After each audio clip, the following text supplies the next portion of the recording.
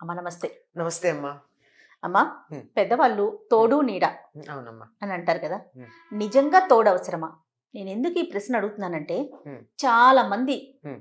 మాకు పెళ్ళొద్దు, హ్మ్. పెళ్లి చేసుకుంటే అన్నీ బాధలే, అన్నీ కష్టాలే. హ్మ్. ఇటు అమ్మాయి అయినా అదే మాట, అబ్బాయి అయినా అదే మాట. ఏదో ఊహించేసుకొని వయసులో ఉన్నప్పుడు ఇలాంటి మాటలు మాట్లాడుతూ ఉంటారు. కానీ ఒక తోడు అనేది చాలా అవసరం కదమ్మా. అది తప్పనిసరిగా అది అవసరం. తోడున్న వాళ్ళకే తెలుస్తుంది తెలుసు. కదమ్మా. అవును. ఇప్పుడు ఏదో అనుకోని కారణాల వల్ల తోడు లేకపోతే దానికి మనం ఏం చేయలేం. అసలు తోడునే తెచ్చుకోకపోతే అప్పుడే తోడు కోసం వెతుక్కుంటారు కదా. కదా. తోడు కోసం అంటే మీరు చెప్పిన దృష్టితో పెళ్లి చేసుకునే తోడని కాకపోయినా తనతో కలిసి ఉండేటి అన్నదమ్ములు, అక్క చెల్లెళ్ళు, మరి బంధువులు ఎవరో ఒకళ్ళు నాకు తోడు ఉండాలని అనుకుంటూ ఒక ఉంటారా? మనిషికి మనిషి ఎంత అవసరం కదా. చాలా అవసరం అమ్మా. మనిషికి మనిషి అవసరం లేని పరిస్థితి అంటూ రాదు. కానీ ప్రస్తుతం మీ ఆవేదన నాకు అర్థమవుతోంది. ఎందుకంటే ఈ కాలంలో చాలామంది మాకు పెళ్ళక్కర్లేదు ఆ, అనేటటువంటి అభిప్రాయంలో ఉన్నారు. ఆ స్టేట్మెంట్ లో ఉండిపోతున్నారు. ఉండిపోతున్నారు. ఎందుకు అక్కర్లేదు అనుకుంటున్నారంటే వీళ్ళకి చిన్నతనంలో పెంచినటువంటి వాతావరణం కొంత కారణం. కరెక్ట్. దాంతో మా కాళ్ళ మీద మేము నిలబడ్డాము అనేటటువంటి ధైర్యం ఒకటి. కాళ్ళ మీద నిలబడితే సరిపోయిందా? అప్పుడప్పుడు కాళ్ళే కాదు కదా, చేతులు, నోరు కూడా, బుర్ర, గుండె ఇవన్నీ కూడా అవసరం అవుతాయి కదా. ఇది ఉంది కదా, కాళ్ళు ఒకటే కాదు. అప్పుడప్పుడు ఇది అనుభూతి కోరుకుంటుంది. అవును. అప్పుడప్పుడు ఇది కూడా ఒక ఓదార్పు కోరుకుంటుంది. సరే, శరీరం ఎలాగూ ఏ అనారోగ్యం వచ్చేస్తే మనిషి కావాలనుకుంటుంది. ఈ సంగతి మర్చిపోవడం అన్నది జరుగుతోంది. సాగినంత కాలం సాగుతుందమ్మా. ఇప్పుడు ఆ శరీరంలో ఆరోగ్యం ఉంది, సంపాదన ఉంది, తెచ్చుకుని తినగలిగిన సమర్థత ఉంది. తినడమే కాదు, తనకు కావలసినట్టుగా తిరగగలిగిన సత్తా ఉంది. శరీరానికి ఓపిక ఉంది. అది తిరగగలిగిన సత్తా సత్తా అన్నాను. తిరగగలం. ఏముంది, ఇప్పుడు రాత్రి 7 అయింది, నాకు ఇప్పుడు ఎక్కడికో వెళ్ళి ఏదో తినాలనుంది. నేను నా బండి తీసుకుని 2 వీలరో 4 వీలరో తీసుకుంటాను, వెడతాను, తింటాను, హ్యాపీగా వస్తాను, అయిపోయింది. నా కోరిక తీరిపోయింది. ఇది ఎంతకాలం ఉంటుంది అన్నది ఒక్కటి మర్చిపోతున్నారు. ఎంతకాలం సంగతి ఎంతకాలం ఉంటుంది శరీరానికి ఓపిక? సంపాదన ఎంతకాలం ఉంటుంది? ఏదో నేను బాగానే సంపాదించాను, బ్యాంకుల్లో ఫిక్స్డ్ డిపాజిట్లు చేసుకున్నాను. రేపు పొద్దున బ్యాంకులు ఇట్లా ఉంటాయి, బ్యాంకింగ్ సిస్టమ్ అని గ్యారంటీ ఇవ్వగలరా? డిమానిటైజేషన్ ఒకటి అయింది, మనం చూసాము. అవునమ్మా. అలాగే ఈ బ్యాంక్స్ అన్ని ఇలా తీసేసాము, ఇందులో ఉన్న డిపాజిట్స్ అన్ని మేము సాల్వ్ చేయడం ఏదో అంటారు చూడండి, మొత్తం అంతా వాటిని డిజాల్వ్ చేసేసాము అని అన్నారు అనుకోండి. ఏదో మీరు ₹1,00,000 దాచుకుంటే దానికి 10% ఇస్తాము, 10,000 ఇస్తాము, ఇది ఇంతే కాంపెన్సేషన్ ఇస్తున్నాం మీకు అనే ప్రభుత్వం రేపు రాదు అని మీరు గ్యారంటీ ఇస్తారా నాకు? సిద్ధాంతాలు మారిపోతూ ఉంటాయి. ఏం చెప్పగలం? ఎవరు పరిపాలన చేస్తారో తెలియదు, ఎటువంటి సిద్ధాంతాలు వస్తాయో తెలియదు. ఇప్పుడు ఉన్నటువంటి మీ ₹1,00,000 నేను 10% ఇచ్చి, మీరంటే అందరికీ 10% ఇచ్చి బ్యాంక్స్ అన్ని తీసేసామన్నారు అనుకోండి, మీ 10,000 వస్తుంది. పోనీ 10,000 బతుకుదాం అనుకుంటాం. ఇవాళ 10,000కు వచ్చేటటువంటి వస్తువు 10 ఏళ్ల తర్వాత దొరుకుతుందా? కాదమ్మా, వస్తువుల్ని తోడుగా చెప్పేది, నేను చెప్తున్నది అదే. ఇప్పుడు అక్కడి నుంచి మాకున్నది అని చెప్పేది ఈ ధనాన్ని చూసి అహంకరిస్తున్నారు. అది కూడా పని చెయ్యదు అని చెప్తున్నారు. 100% అది పని చెయ్యదు. అంత బాగానే ఉంది. రేపు పొద్దున్న జ్వరం వచ్చింది. జ్వరం వచ్చినప్పుడు లేచి మంచినీళ్లు తీసుకుని టాబ్లెట్ వేసుకుని మంచినీళ్లు తాగేటంత ఓపిక లేకపోతే ఎవరిస్తారని ఎదురు చూస్తారు? ఆ డబ్బు తెచ్చివ్వదు, ఆ గ్లాస్ మన నోటికి కూడా రాదు. అమ్మ, మీరు ఈ విషయం అంటే నాకు ఇంకొకటి గుర్తొచ్చింది. లాస్ట్ ఇయర్ మనము ఈ మహమ్మారి మనకి వ్యాప్తి చెందినప్పుడు చూసామా వెస్ట్రన్ కంట్రీస్ లో కట్ల రోడ్ల మీద పడేసిన వాళ్ళని ఎంత మందిని చూసామమ్మా. డబ్బు కదా, డబ్బు ఏం చేసింది వాళ్ళకి? ఆ డబ్బు ఉండి కూడా ఉపయోగం లేదు కదా. డబ్బు ఉంది కానీ ఎట్లా ఉంది డబ్బు? డబ్బు అన్నది ఒక సాధనం తప్ప మన ప్రయోజనం కాదు. అది ప్రయోజనం సాధించటానికి పనికొచ్చే ఒక ఇన్స్ట్రుమెంట్ అంతే. ఇప్పుడు పరవాన్నం వడ్డించుకోవాలంటే గరిటె లాంటిది డబ్బు, అంతే కదా. గరిటె తినవు, పరవాన్నం తింటా కదా. అది అంచేత ఈ గరిటె లాంటి డబ్బును చూసుకుని నాకు పరవాన్నం ఉందనుకుంటే ఎట్లా? అంచేత డబ్బు ఉపయోగపడదు. ఒకటి దేన్ని చూసి అహంకరిస్తున్నారో చెప్పు. ప్రధానంగా డబ్బే చెప్పారు. ఆ తర్వాత ఉపయోగపడితే మంచిది, మనం ఏమి నెగిటివ్ మాట్లాడటల్లా. ఒకవేళ అయితే ఆలోచించాలి. If condition. ఇఫ్ తర్వాత ఇవాళ ఇందాక అన్నాను కదా, ఎక్కడికన్నా వెళ్ళగలను, ఏ టైంలో అన్నా వెళ్ళగలను, నాకేం కాదు, లేవలేకపోతే ఏ కారణంగా అన్నా ఏమీ అక్కర్లా, జస్ట్ ఈ మహమ్మారి వద్దు, గాడ్ ఫర్బిడ్ ఎవరికి రాలేదనుకుందాం, సహజంగా ఒక జ్వరం రాదా? 2 ఏళ్లకో 3 ఏళ్లకో ఒకసారి జ్వరం రావడం అన్నది సహజ ఆరోగ్యానికి సంకేతంట. అవును. ఆరోగ్యం, healthy person gets it, just temperature ఏదో వస్తుంది, లేదా ఎప్పుడో బద్ధకం వస్తుంది, బద్ధకం రాదా? ఏమక్కర్, జస్ట్ సింపుల్ బద్ధకం, ఎవరన్నా నాకు ఒక కప్పుడు టీ ఇస్తే ఎంత బాగుండు, నేనే లేచి పెట్టుకోకుండా అన్న ఫీలింగ్ ఎప్పుడున్నా రాదా? వస్తుంది కదా. అట్లాంటప్పుడు ఇది మర్చిపోతున్నారు. ఇంకా మరొక మాట, ఈ సింగిల్గా ఉండిపోతామనేటటువంటి వాళ్ళు, మా అమ్మ నాన్న ఉన్నారు నన్ను చూసుకోవడానికి అని, బేసిక్ విషయం మర్చిపోయేది ఏమిటి అంటే, మీ అమ్మ నాన్న మీకన్నా పెద్దవాళ్ళు, ప్రకృతి సహజం, ఇది తప్పు, నెగిటివ్ మాట్లాడాము, అమంగళం అని అనుకోవద్దు, సత్యం, నగ్న సత్యం ఏమిటి అంటే, ముందర పెద్దవాళ్ళు వెళ్ళిపోవడం, పిల్లల తర్వాత ఉండడం, ఇది ప్రకృతి సహజం. ఆ కాలం నుంచి ఈ కాలం దాకా జరుగుతూనే ఉంది. ఇక్ష్వాకు వంశం గురించి చెప్తే ఒకళ్ళ తర్వాత ఒకళ్ళు వచ్చి పెద్దవాళ్ళు వెళ్ళిపోలేదా? అంతకన్నా గొప్పగా నేనున్నంత కాలం నా తల్లిదండ్రులు ఉండాలి అని ఆశించిన అంత తప్పు. అయినా ఎంతకాలం తల్లిదండ్రుల మీద ఆధారపడతావు? What is shame on your part, సిగ్గుచేటు వాళ్ళ మీద ఆధారపడ మరి కదా.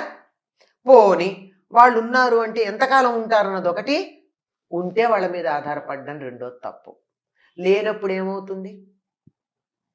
ఏమీ అక్కర్లేదు, ఇవాళ నువ్వు పనిచేసేటటువంటి చోట నీ ఆఫీస్లో నీ బాస్ నిన్నేదో అన్నాడు, కనీసం వచ్చి షేర్ చేసుకోవచ్చు, షేర్ చేసుకోనక్కర్లా, కనీసం మనసులో మాట చెప్పకపోయినా అక్కడున్న చికాకంతా ఇంటికి వచ్చి అమ్మా నాన్ననో పిల్లలను, పెళ్ళైతే భార్యనో పిల్లలనో, లేకపోతే ఆవిడైతే భర్తని పిల్లలను చూశాక కొంచెం దాన్ని పక్కకు పెట్టి దాన్ని మర్చిపోయే అవకాశం ఉంది.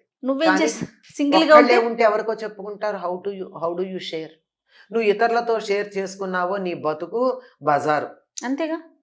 ఎంతకాలం నువ్వు చెప్పకుండా ఉంటావో నీ సమస్యలు, నీ కష్టాలు ఇతరులకు అప్పటిదాకానే నీకు సమాజంలో గౌరవం ఉంటుంది. ఏ క్షణాన నీ కష్టం చేసాము అయిపోయింది. అందుకే గుప్పెట్లాగా ఉండాలంటారు, సంసారం గుట్టు అని. మరి ఈ సంగతులన్నీ ఎంతగా మర్చిపోతున్నారో చూడండి. అంటే వీళ్ళు చెప్పే ప్రశ్న ఏమిటంటే, సంసారం ఒక లంపటం, ఒక బంధం, ఇరుక్కుపోవడం ఇష్టం లేదు, మేము చాలా ఫ్రీ బర్డ్స్. ఏం ఫ్రీ బర్డ్స్ అమ్మా? ఆఫీస్కి టైంకి చచ్చినట్టు ఎడుతున్నారా లేదా? Where is your freedom? You are bound to go to that office by particular time. You are bound to answer the call even in the middle of the night. Work from home అంటే నీ where is your freedom? సరే, business చేస్తుంటే business, where is your freedom? నీ freedom ఎక్కడుంది? Business చేస్తే కస్టమర్తో నీకు సంబంధం ఉందా లేదా? అంతేగమ్మా. కస్టమర్ని ప్లీజ్ చేయడానికి ప్రయత్నం చేస్తున్నావా లేదా?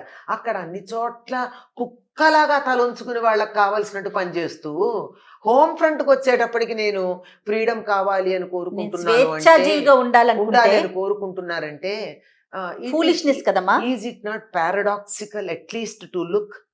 ఫూలిష్నెస్ పారాడాక్సే కదా. అంతే కదా. అక్కడేమో చచ్చినట్టు ఇష్టం ఉన్నా లేకపోయినా తలొంచుకుంటావా కుక్కిన పెయిన్ లాగా. ఇక్కడికి వచ్చేటప్పటికి నా అంతటి వాళ్ళు లేరు, నేను ఇంటికి వస్తే నన్ను అడుగుతారా, ఎన్నింటికి వచ్చావు అని అడుగుతుంది పెళ్ళి అయితే నా భార్య, అందువల్ల నేను పెళ్లి చేసుకోను. అమ్మ, ప్రాక్టికల్ గా చాలా ప్రాబ్లమ్స్ ఉంటాయి కదా, ఇవన్నీ ఆలోచించుకోలేకపోతారంటారా? ఆలోచించుకోలేరు కాదు, they refuse to think. Denial అంటారమ్మా సైకాలజీలో, ఆ పదం వాడతారు. డినయల్ అంటే they don't want to accept the truth. నిజాన్ని అంగీకరించరు.